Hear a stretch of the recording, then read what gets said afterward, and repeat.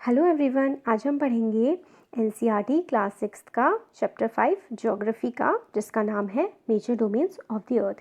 जैसे कि हमने पहले चैप्टर्स में पढ़ा था कि अर्थ ही एक लौता ऐसा प्लैनेट है जिसमें लाइफ पाई जाती है, और जो ह्यूमन बीइंग्स हैं उनको ज़िंदा रहने के लिए लैंड चाहिए होता है, वाटर चाहिए होता है, एयर चाहिए होती है।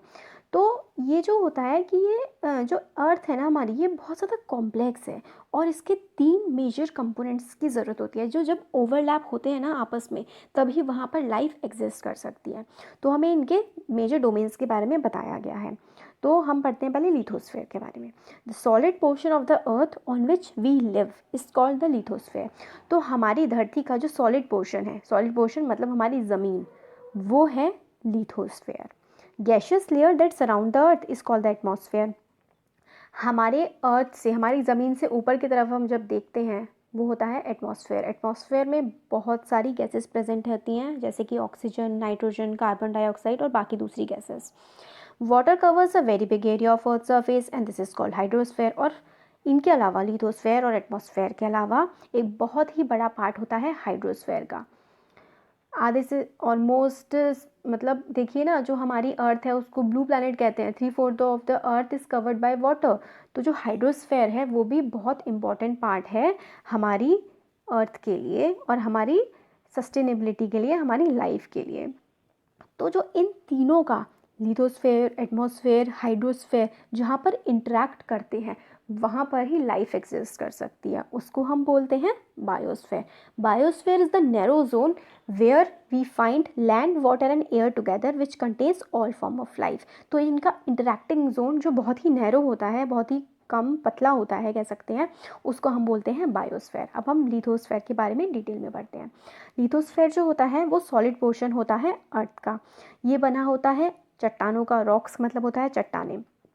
अर्थ क्रस्ट की, जिसमें बहुत ही थिन लेयर ऑफ सॉइल, बहुत ही पतली लेयर ऑफ सॉइल होती है, जिसमें न्यूट्रिएंट्स होते हैं जो हमारी लाइफ को सस्टेन करने के लिए बहुत ज़्यादा इम्पॉर्टेंट होते हैं।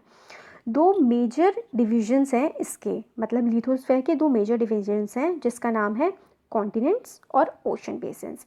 जो सारे ओशन हैं वर्ल्ड के, वो आपस में कनेक्टेड हैं, मगर सारे जो लैंड मासेस हैं हम देखते हैं वो तो कनेक्टेड नहीं हैं। Level of sea water remains same everywhere. Elevation of land is measured from the level of sea water which is taken as 0.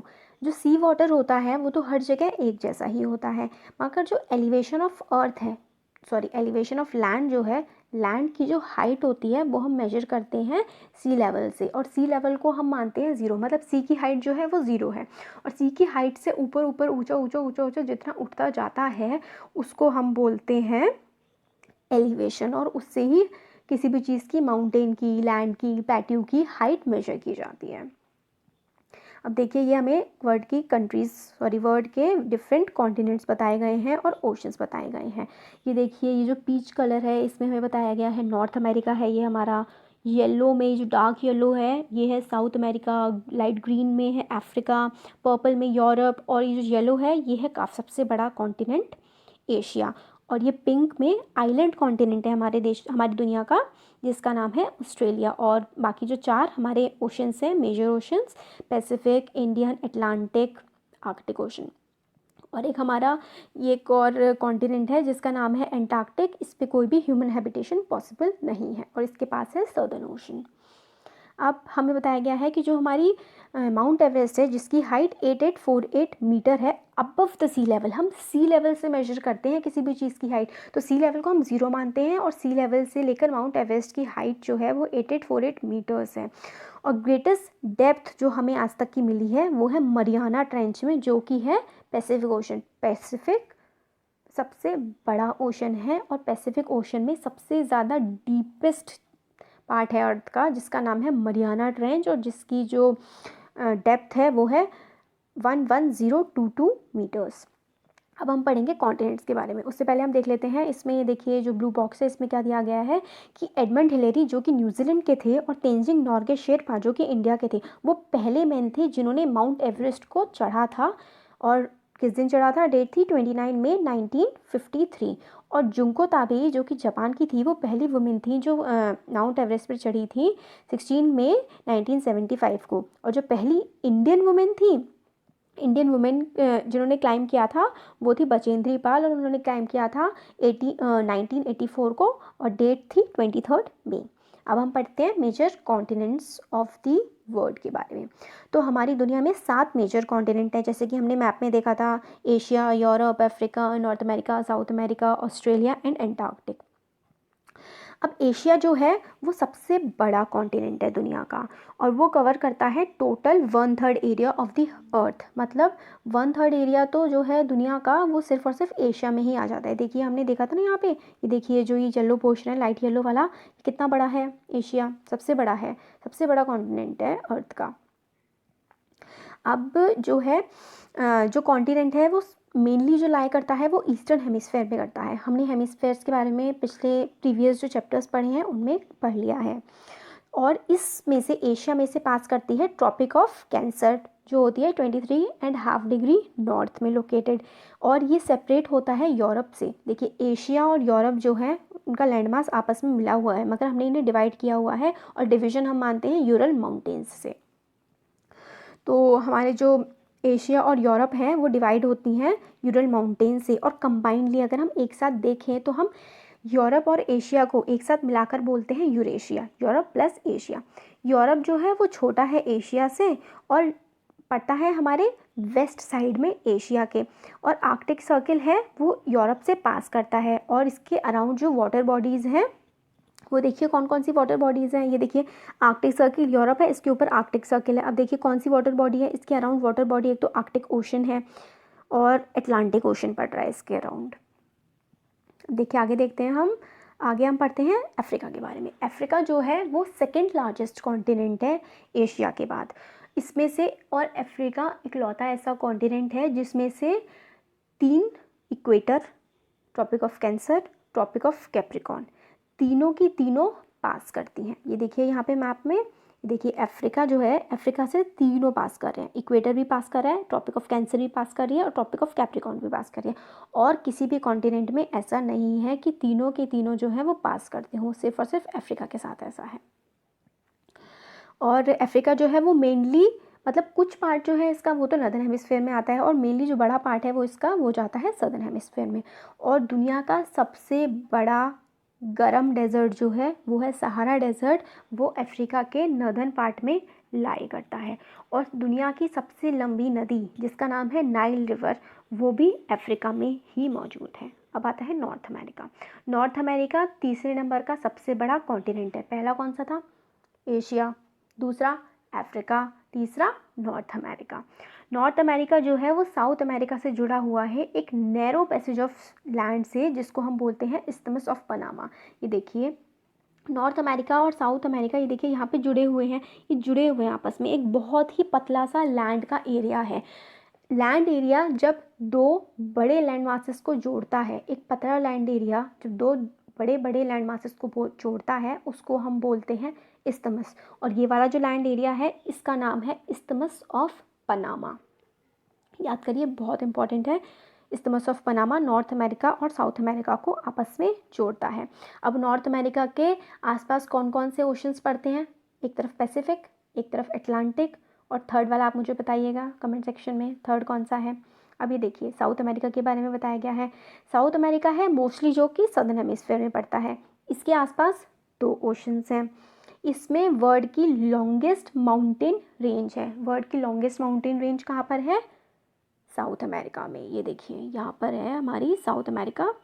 देखिए यहाँ पे ये एंडीज़ माउंटेन रेंज है, ये वर्ल्ड की लार्जेस्ट माउंटेन रेंज है, और वर्ल्ड की लार्जेस्ट रिवर बाय वॉल्यूम, मतलब जिस रिवर में सबसे ज़्यादा पानी रहता है वो है अमेज़न रिवर, वो भी है हमारे साउथ अमेरिका में ही। अब इसमें आगे है हमारे एंडीज़ जो हैं, ये हमने देख लिया, और अमेज़न के बारे में भी हमने पढ़ लिया। World's largest river by volume of water in it. World longest, दुनिया की सबसे लंबी नदी है नाइल, जो कि अफ्रीका में है। दुनिया की लार्जेस्ट रिवर जिसमें सबसे ज़्यादा पानी रहता है वो है अमेज़न, जो कि साउथ अमेरिका में है। अब आता है ऑस्ट्रेलिया। ऑस्ट्रेलिया जो है वो है, Australia is smallest continent. Australia is smallest continent देखिए ये क्या है यहाँ पे, Australia is the smallest continent that lies exactly in the southern hemisphere. ये पूरा का पूरा सदर्न हेमिस्फेयर में पड़ता है और ये चारों तरफ से जो है वो पानी से घिरा हुआ है, तो इसको हम इसलिए आइलैंड कॉन्टिनेंट भी कहते हैं। और ये इकलौता ऐसा कॉन्टिनेंट है जिसमें सिर्फ और सिर्फ पूरे कॉन्टिनेंट पे एक ही कंट्री है जिसका नाम है ऑस्ट्रेलिया। एंटार्क्टिक जो है हमारा वो पूरा का पूरा सदर्न हेमिस्फेयर में लाई करता है साउथ पोल के पास, और ये बहुत ज़्यादा ठंडा एरिया है। पूरे टाइम 12 महीने बर्फ़ जमी रहती है इसमें। इसमें रिसर्च स्टेशन तो हैं मगर परमानेंट ह्यूमन सेटलमेंट नहीं हो सकती है, मतलब परमानेंटली लोग इसमें नहीं रह सकते हैं, मगर बहुत सारे देशों ने इसमें अपने रिसर्च स्टेशंस बनाए हुए हैं। इंडिया ने इसमें बनाया है मैत्री और दक्षिण गंगोत्री, इंपॉर्टेंट है याद रखिएगा। एंटार्क्टिक में इंडिया के जो रिसर्च स्टेशंस हैं उनका नाम है मैत्री और दक्षिण गंगोत्री। अब पढ़ते हैं हम हाइड्रोस्फीयर के बारे में।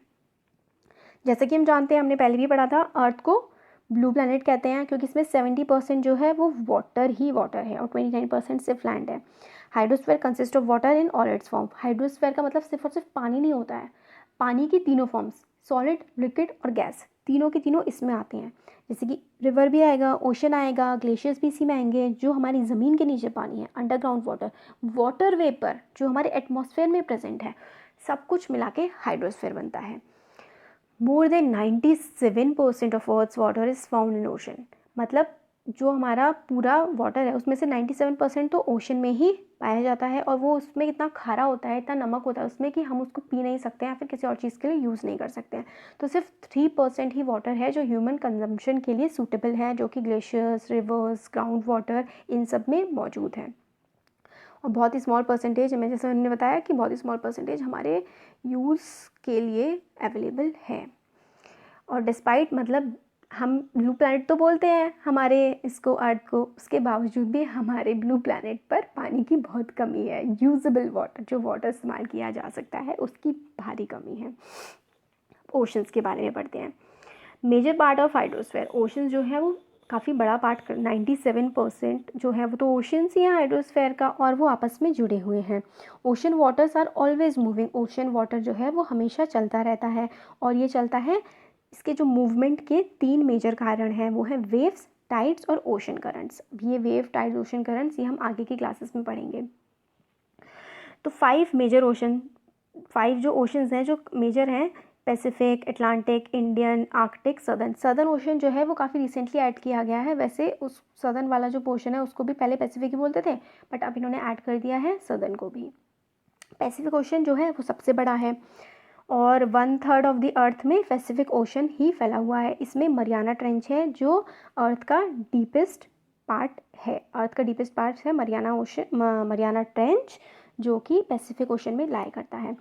Pacific ocean is almost circular in shape, ये ऑलमोस्ट सर्कुलर शेप का है, और ये कवर करता है Asia, Australia, north and south America के आसपास ये पड़ता है। अब अटलांटिक ओशन जो है वो सेकेंड लार्जेस्ट ओशन है, जो कि एस शेप्ड का है, जो कि नॉर्थ अमेरिका के वेस्टर्न साइड को और यूरोप और अफ्रीका के ईस्टर्न साइड में पड़ता है। Coast line of Atlantic ocean is highly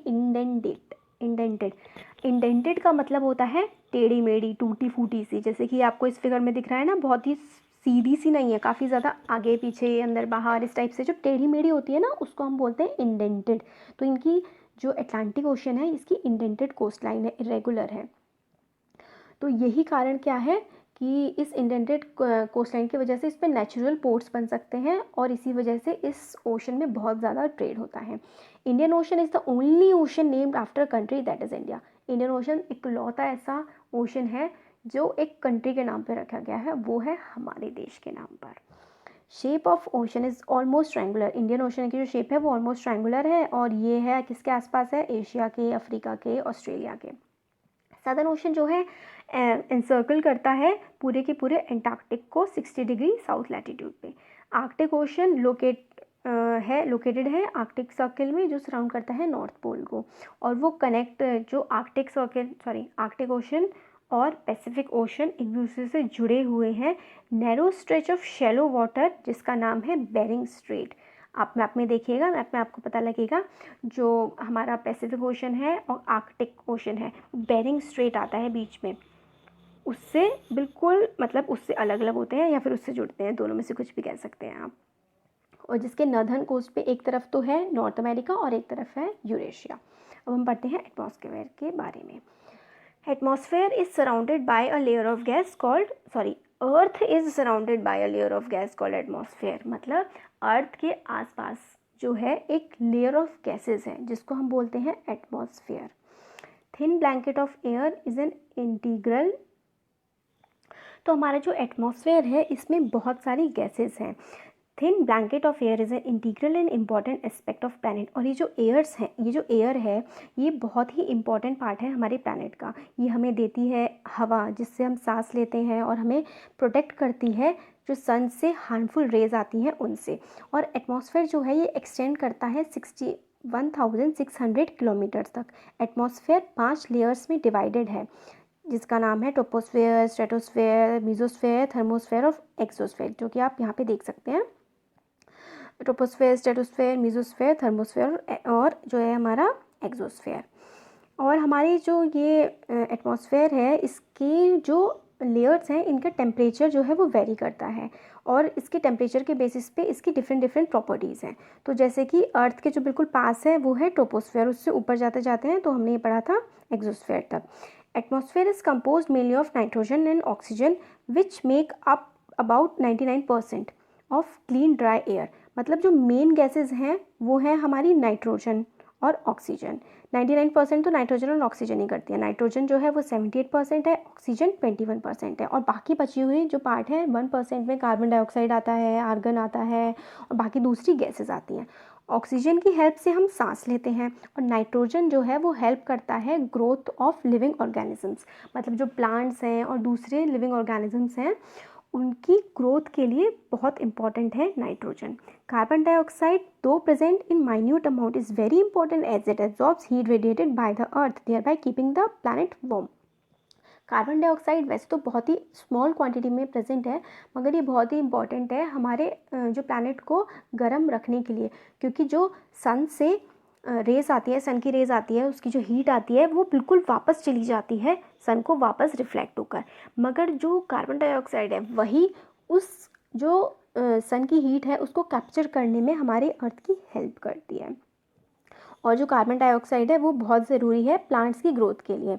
density of atmosphere varies with height. और एटमॉस्फेयर की जो डेंसिटी है वो भी चेंज होती रहती है हाइट के साथ। ये सबसे ज़्यादा जो होती है एटमॉस्फेयर की डेंसिटी वो होती है सी लेवल पे और जैसे हम ऊपर जाते जाते हैं डेंसिटी एटमॉस्फेयर की कम होती जाती है। इसीलिए जैसे कि हमको पता है जो क्लाइंबर्स होते हैं उनको जब वो जो माउंटेन क्लाइंबर्स होते हैं उनको जब वो ऊपर जाते हैं तो काफ़ी ज़्यादा सांस लेने में दिक्कत होती है क्योंकि डेंसिटी जो होती है एयर की वो जैसे हम ऊपर जाते जाते हैं वो कम होती जाती है और क्लाइंबर्स को ऑक्सीजन सिलेंडर ले जाने की ज़रूरत पड़ती है बहुत ज़्यादा जब वो हाइट पर चढ़ते हैं। टेम्परेचर जो है वो भी कम होता जाता है जैसे कि हम ऊपर की तरफ बढ़ते हैं। एटमॉस्फेयर जो है ना वो प्रेशर एक्सर्ट करता है हमारी अर्थ पर और ये जो है वेरी करता है प्लेस टू प्लेस। कुछ जो हिली एरियाज़ होते हैं वहाँ पे काफ़ी ज़्यादा हाई प्रेशर होता है और कुछ एरियाज़ होते हैं जहाँ पे बहुत ज़्यादा लो प्रेशर होता है। एयर जो हमारी मूव करती है ना वो हाई प्रेशर से लो प्रेशर एरिया में मूव करती है और मूवमेंट ऑफ एयर जो होता है उसको हम बोलते हैं विंड। तो इसमें ये बहुत इंपॉर्टेंट है, air moves from high pressure to low pressure और moving air is known as wind. ये अच्छे से याद कर लीजिए, बहुत इंपॉर्टेंट है। बायोस्फीयर क्या होता है? The domain of life. Biosphere is the narrow zone of contact between the land, water and air. तो लैंड, वाटर मतलब हाइड्रोस्फेयर, लिथोस्फेयर और जो हमारा तीसरा वाला जो जोन है वो जब एक साथ मिलते हैं तो हमारा बनता है बायोस्फीयर। एटमॉस्फेयर, लिथोस्फेयर, हाइड्रोस्फेयर जब मिलते हैं तो हमारा बायोस्फीयर बनता है और इसी पर जो है वो लाइफ एग्जिस्ट करती है और ये बहुत ज़्यादा इम्पॉर्टेंट है हमारे सर्वाइवल के लिए। जो बायोस्फीयर में क्या क्या प्रेजेंट होता है? प्लांट किंगडम, एनिमल किंगडम, ये सारे के सारे जो है हमारे जहाँ पे हम एग्रीकल्चर करते हैं, खेती करते हैं, अर्थक्वेक्स भी जो आते हैं, डिफरेंट मतलब नेचर के फिनोमिनाज होते हैं, ये सब कुछ बायोस्फीयर में ही होता है। जैसे कि देखते हैं, for example there could be submergence of land as happen in the case of tsunami, part of Andaman and Nicobar were submerged under water, discharge of waste material into lakes and rivers makes the river unsustainable for human use. मगर हम लोग क्या कर रहे हैं, हमारा जो biosphere है हम उसको काफ़ी ज़्यादा बर्बाद कर रहे हैं। किस तरीके से हम बर्बाद कर रहे हैं, हम पेड़ों को काट रहे हैं, ठीक है, हम अंधाधुंध कंस्ट्रक्शन कर रहे हैं, अनप्लैंड, हमारा बिल्कुल सिटीज़ हमारी जो है कोई प्लानिंग नहीं है, कहीं भी रोड बना देते हैं, लेक्स और पॉन्ड्स को हम ख़त्म कर रहे हैं, मिट्टी डाल के उसमें कूड़ा डालते हैं, रिवर्स में हम कूड़ा डाल रहे हैं। इसकी वजह से बहुत ज़्यादा नेचुरल कैलेमिटीज़ आ रही हैं, जैसे कि सुनामी, फ्लड्स, ड्रॉट्स, और इंडस्ट्रीज़ जो हैं वो बहुत ज़्यादा कार्बन डाइऑक्साइड का एमिशन कर रही हैं, जिससे क्या हो रहा है, कार्बन डाइऑक्साइड के लेवल्स हमारे एटमॉस्फेयर में बढ़ रहे हैं और उसकी वजह से ग्लोबल वार्मिंग हो रही है, गर्मी ज़्यादा हो रही है, इरेटिक मतलब क्लाइमेटिक फिनोमिनास, कहीं बारिश तो बहुत ज़्यादा बारिश, कहीं मतलब सूखा पड़ रहा है तो बिल्कुल ही सूखा पड़ रहा है, ठंड कहीं ज़्यादा तो गर्मी कहीं ज़्यादा। ये सब हमारी ही गलतियों का नतीजा है और इसकी वजह से ग्लोबल वार्मिंग बढ़ रही है। Thus, there is a need to limit the use of resources of the earth to maintain the balance of nature between domains of lithosphere, atmosphere and hydrosphere. तो हमें ज़रूरत है कि जो हमारे अर्थ के रिसोर्सेज हैं हम उनको अच्छे से यूटिलाइज़ करें और एक बैलेंस बना के चलें इन तीनों स्फेयर्स जो कि हमारे लिए बहुत इंपॉर्टेंट हैं, जिनका नाम है लिथोस्फेयर, एटमॉस्फेयर और hydrosphere. So thank you so much.